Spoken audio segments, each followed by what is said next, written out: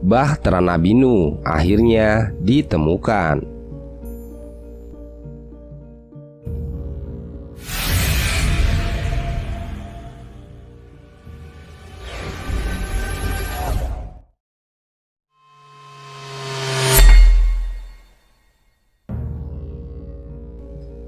Pencarian bahtera Nabi Nuh telah menjadi perdebatan yang panjang dan menarik selama berabad-abad. Banyak orang telah tertarik untuk menemukan bukti keberadaannya sejak zaman Eusebius pada abad keempat. Walaupun telah banyak klaim tentang penemuan bahtera Nuh dari waktu ke waktu, namun tetap saja belum ada bukti konkret yang kuat untuk membuktikan keberadaannya. Tak dapat dipungkiri bahwa beberapa banjir memiliki dampak paling mematikan bagi kehidupan manusia. Seperti misalnya peristiwa banjir Yellow River yang terjadi di Cina pada tahun 1931. Itu saja bisa melanda daratan seluas 21.000 km persegi dan menelan korban jiwa sebanyak 4 juta orang. Namun dalam sejarah tercatat bencana banjir yang lebih dahsyat lagi, yaitu peristiwa banjir Nabi Nuh yang terjadi sekitar 5.000 tahun yang lalu. Mencatat sejarah dalam kitab-kitab samawi seperti Taurat, Injil, dan Al-Quran, serta di peradaban dunia seperti Sumeria, Babilonia, India, Wales, dan Yunani. Al-Quran sendiri mencatat kisah Nabi Nuh sebanyak 43 kali dalam 28 surat. Perintah Tuhan untuk membuat kapal tersebut menunjukkan bahwa keselamatan manusia dapat dibuat oleh tangan manusia itu sendiri. Ia membuat kapal di pegunungan Irak sekitar tahun 3165 sebelum Masehi. Dalam kitab Sulam Al-Munajat disebutkan, ada 124.000 papan yang dibutuhkan dalam pembuatan kapal ini. Pada setiap papan tertulis nama Muhammad, ditambah 4 papan bertuliskan 4 nama khalifah, yaitu Abu Bakar, Umar, Utsman, dan Ali. Di kemudian hari pada tahun 1953, potongan papan itu ditemukan. Setelah diadakan penelitian, pada papan itu memang terdapat tulisan yang bila diterjemahkan artinya adalah Muhammad. Saat pembuatan kapal Nabi Nuh diarahkan untuk menghadap ke arah 5 mansilah bulan.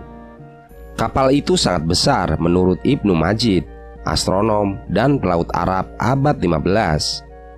Panjang kapal 240 meter, lebar dan tingginya 60 meter, serta mempunyai 2 buah dayung. Sedangkan menurut Ibnu Katsir panjangnya 720 meter, lebar 360 meter, dan bagian depannya agak lancip supaya mudah berlayar. Kapal itu bertingkat 3. Pertama, diisi binatang ternak dan buas, masing-masing sepasang. Lantai 3 diisi burung-burung. Adapun manusia di lantai 2 yang berjumlah 80 orang. Badai itu menerjang dengan dahsyat, memporak-porandakan segala yang ada di hadapannya. Ada banyak spekulasi tentang berapa lama badai itu berlangsung. Ibnu Majid mengatakan yang paling dapat dipercaya adalah 70 hari. Namun Ibnu Katsir malah menyebutkan bahwa badai itu berlangsung selama 150 hari, terhitung dari awal banjir hingga air surut kembali. Terkait dengan luas area banjir tersebut, ada 2 pandangan berbeda. Ada yang mempercayai bahwa banjir tersebut menggenangi seluruh dunia atau banjir global. Hal ini didasarkan pada doa Nabi Nuh serta fosil gajah yang ditemukan di Kutub Utara yang diduga ikut hanyut saat banjir Nabi Nuh. Pendapat kedua tentang cakupan area banjir Nabi Nuh menyatakan bahwa bencana ini hanya terjadi di daerah Mesopotamia saja, yang mencakup wilayah Turki, Iran, Irak, dan Rusia. Hal ini didasarkan karena pada masa itu jumlah umat manusia masih terbatas dan tidak merata seperti sekarang. Bencana atau azab pada saat itu juga tidak selalu menimpa seluruh wilayah, seperti yang terjadi pada kaum Ad dan kaum Samud. Meskipun begitu, pada masa itu terdapat 124.000 nabi, yang bila dihitung sejak zaman Nabi Adam hingga Nabi Muhammad, maka rata-rata terdapat sekitar 18 nabi dalam setiap tahunnya. Oleh karena itu, dapat dipastikan bahwa nabi yang sejaman dengan Nabi Nuh dan berlokasi di tempat lain tidak terkena azab tersebut. Selama beberapa dekade, memang banyak dugaan mengarah di ketinggian Gunung Ararat, Turki Timur, bahwa mungkin di sana terdapat bahtera Nabi Nuh yang hilang. Kapal Nabi Nuh terdampar di gunung yang tinggi yang berada di antara Irak dan Syam. Lokasi ini diungkap oleh Ibnu Majid dalam kitabnya Al-Fawaid Fi'il Al-Bar wal Qawaidi pada tahun 1490 Masehi, namun baru diketahui publik pada abad ke-20. Kapal itu ditemukan di pegunungan Ararat, Turki dengan ketinggian mencapai 2.515 meter di atas permukaan laut. Ukuran kapal itu terbukti luar biasa dengan panjang mencapai 152 meter, lebar 25 meter, dan tingginya 15 meter. Tampaknya kapal itu mengalami perjalanan yang luar biasa jauh. Terdamparnya di Turki menunjukkan bahwa kapal itu telah terombang-ambing hingga bergerak sejauh 512 km dari tempat pembuatannya.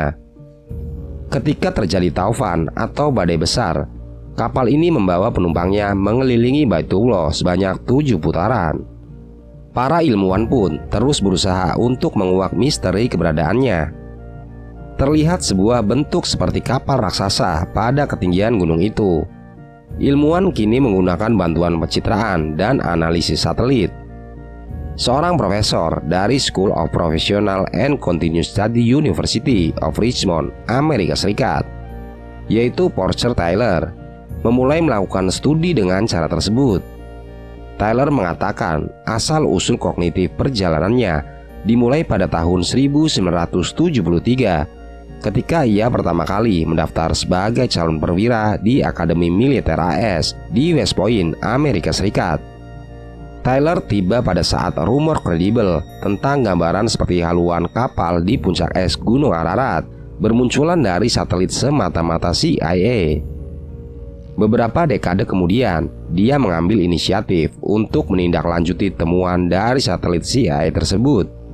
Akhirnya dia berhasil meyakinkan Badan Intelijen Pertahanan AS untuk mengumumkan 5 foto angkatan udara pada tahun 1949 yang menampilkan Gunung Ararat.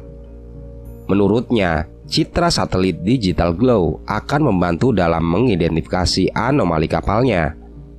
Namun, belum ada hasil pasti yang dapat membuktikan bahwa anomali tersebut benar-benar merupakan kapal Nabi Nuh yang disebutkan dalam kitab suci, karena harus dicocok logika dengan pendapat yang beredar di kalangan agamawan.